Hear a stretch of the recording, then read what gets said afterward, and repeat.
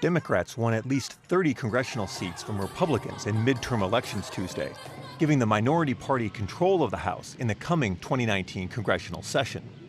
New members of the 116th Congress will be sworn in on January 3rd, and the change in leadership will have a ripple effect on Washington policy that shapes life in rural America. The long-debated 2018 Farm Bill may see a quick finish in the approaching lame duck session of Congress, which begins November 13th. Republicans in both the House and Senate had been working on increasing work requirements for Americans who receive SNAP benefits, but they may abandon the proposal in order to finish before the current session ends on December 14th.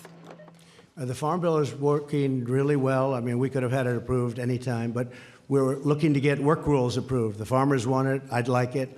The problem is the Democrats are not giving us the 10 votes that we need. Everybody wants it. The farmers want it. But the Democrats are not approving the Farm Bill with work rules. We could have it very fast without the work rules, but we want the work rules in, and the Democrats just don't want to vote for that.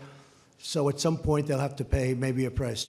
As I've been telling people for the last 6 months, the problem is not that we don't have work requirements. The problem is we've got all these waivers. Colin Peterson, a Democrat from Minnesota who is expected to become chair of the House Agriculture Committee, has shown support for the Senate's version of the Farm Bill. Peterson has stated he has little desire to start over on the multi-billion-dollar piece of legislation.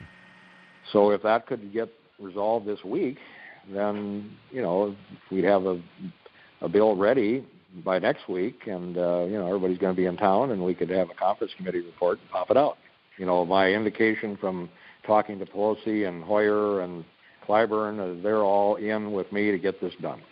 So there is no, on the Democratic side in the House, there is no, indication or idea that we want to delay this thing whatsoever. So if it gets delayed, it's not going to be because of us.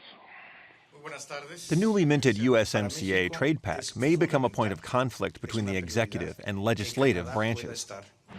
The agreement has to be approved by Congress, and House Democrats may ask for new language on a variety of issues, including improved labor standards in Mexico.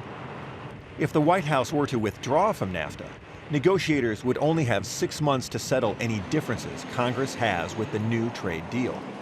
While USMCA waits for congressional approval and a presidential signature, the terms of NAFTA remain in effect.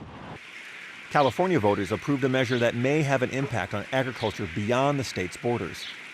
Proposition 12, which mandates any product from a chicken, laying hen, or pig that is sold in California must come from animals raised with minimum space requirements.